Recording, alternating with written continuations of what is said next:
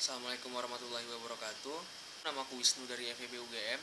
Kali ini aku mau share beberapa pengalamanku waktu kemarin ikut program mentoring di mata kuliah Soft Skill X. Kebetulan nih, mentor aku kemarin adalah Ketua Umum Ikatan Akuntansi Indonesia Wilayah Jawa Barat dan juga merupakan Direktur Keuangan serta Treasury dari Universitas Padjadjaran, yaitu Bapak Edi Zainuddin. Kita langsung masuk ke pertanyaan yang pertama. Apa sih yang dimaksud dengan leadership? Salah satu jurnal yang ditulis oleh Kretner tahun 2005 mengatakan bahwa leadership itu adalah pengaruh sosial di mana seorang pemimpin mengusahakan partisipasi secara sukarela dari anggotanya untuk melaksanakan tugas dan juga mencapai tujuan organisasi secara bersama-sama. Nah, percaya atau enggak, ternyata background pendidikan seseorang itu berpengaruh loh terhadap pola kepemimpinannya. Jadi, salah satu contohnya ini adalah mentorku. Dia ini merupakan alumni dari akuntansi Universitas Padjadjaran. Saat ini beliau menjadi dosen dan juga akuntan. Nah, beliau mengatakan bahwa ia menerapkan prinsip siklus akuntansi ke dalam 3 hal, di mana 3 hal ini akan mencerminkan pola kepemimpinannya. Yang pertama yaitu tidak mungkin menunda-nunda, yang kedua siklusnya harus selesai, dan yang terakhir adalah mengambil keputusan terbaik pada momen tertentu. Dalam ilmu manajemen dan beberapa teori kepemimpinan, kita dikenalkan sama yang namanya kontingensi teori, yang mengatakan bahwa tidak ada satu pola kepemimpinan manapun yang cocok untuk diterapkan dalam semua organisasi. Artinya, setiap organisasi itu memiliki pola kepemimpinan yang berbeda-beda. Nah, aku bertanya kepada Pak Edi, apakah hal tersebut juga terjadi di IAI dan juga di UNPAD? Ini pertama adalah organisasi kumpulan para profesi yang kemudian para pengurusnya itu sifatnya volunteer, sehingga memang agak berbeda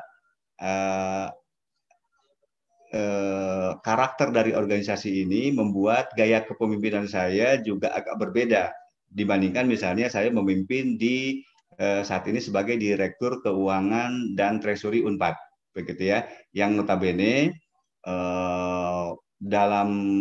di UNPAD semua orang yang bekerja di situ otomatis memperoleh gaji, begitu ya. Sementara di IAI ini sifatnya volunteer. IAI merupakan organisasi yang bersifat volunteer, di mana tujuannya berbeda dengan organisasi bisnis. Kalau dari pandanganku, sifatnya yang volunteer itu nanti akan menjadi sebuah tantangan bagi pimpinannya, yaitu Pak Edi. Lalu bagaimana sikap Pak Edi sebagai pimpinan menghadapi tantangan tersebut? Karena sifatnya volunteer, tentu saja kita harus menyiasati setiap orang yang ada di organisasi volunteer tentu saja merupakan orang yang harus saya pilih dalam organisasi ini adalah orang-orang yang memang punya semangat organisasi yang kuat. Kenapa demikian? Karena tentu saja pada saat kita memilih kepengurusan, struktur kepengurusan, setiap orang yang kemudian kita pilih sebagai pengurus, tentu saja dia memiliki kesibukan utamanya di profesinya. Apa yang harus saya lakukan di organisasi ini adalah pertama, memilih rekan-rekan yang masuk ke pengurusan yang seirama, yang punya pemikiran yang sama, yang punya semangat yang sama. Aku sangat setuju bahwa dalam menjalankan organisasi yang bersifat volunteer, memang dibutuhkan orang-orang yang memiliki komitmen tinggi terhadap organisasi. Sebab dengan adanya komitmen tersebut, mereka akan dengan sukarela mengabdi pada organisasi di luar kesibukan utamanya.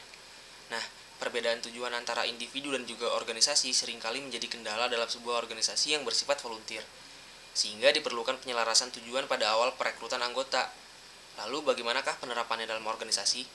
Tidak ada satu orang pun yang kemudian di organisasi dengan orang lain mempunyai tujuan yang sama, betul nggak? Pasti berbeda-beda. Dalam hal ini kita kemudian melakukan penyelarasan tujuan atau goal congruence. Kita meyakinkan teman-teman kita bahwa kita punya keselarasan tujuan dengan tidak mengesampingkan tujuannya masing-masing. Disebut dengan goal congruence adalah selama tujuan individu tersebut tidak menyimpang, tidak menyalahi, tidak merusak organisasi BEM, kita jangan hilangkan. Jadi semua yang masuk secara personal saya lakukan touch personal, gitu ya. Saya ajak diskusi, begitu ya. Walaupun tidak saya tanya langsung. Kalau gabung ke IAI sebetulnya ingin apa? Tidak secara langsung ya. Tapi kemudian dengan dialog itu tersirat. Sebetulnya dia keinginan punya apa dan sebagainya. Sehingga kemudian saya coba untuk kemudian tidak mematikan keinginannya tersebut. Teman-teman yang pernah ikut organisasi organisasi mungkin pernah ngalamin masalah tentang komitmen. Dan sering banget di antara anggota organisasi mempertanyakan benefit apa yang diperoleh selama menjadi anggota organisasi tersebut. Nah, gimana sih pendapat seorang pemimpin organisasi seperti Pak Edi dalam menyelesaikan masalah komitmen? Ketika dia masuk organisasi, dia punya benefit tadi. Ketika dia punya benefit masuk organisasinya, maka dengan sendirinya dia tidak mau terlempar dari organisasi ini. Nah, dengan konsep tersebut, maka setiap orang yang sudah masuk organisasi IAI Jawa Barat, maka dia merasa terpanggil untuk menunjukkan performa dia terbaik. Job rotation dengan metode lead the program juga dapat membuat anggota merasa punya peran penting dalam organisasi. Rotasi yang dilakukan dapat pada bidang-bidang yang berbeda tentunya. Di sini akan memudahkan leader untuk menemukan pola serta formula terbaik bagi anggotanya. Selain memberikan reward dan juga motivasi pada anggota, sense of belonging juga dapat dilakukan melalui family gathering, di mana pendekatan ini tidak hanya merekatkan hubungan antara pemimpin dengan anggotanya, melainkan juga dengan orang-orang yang mereka sayangi. Terakhir, apa yang harus kita lakukan saat pertama kali menjadi pemimpin di sebuah organisasi? Pahami organisasi tersebut. Visinya seperti apa, tujuannya seperti apa, bisnis prosesnya seperti apa, itu pahami dulu. Ketika kita memahami hal tersebut, maka barulah kemudian kita memikirkan yang paling tepat kira-kira seperti apa. Jadi Gitu. gitu aja sih teman-teman, insight yang aku dapetin waktu mentoring kemarin. Nah, kalau kata Pak Edi nih, mimpin organisasi itu ibarat sebuah perjalanan. If you want to go fast, go alone. But if you want to go far, go together. Oke, gitu aja. Bye-bye.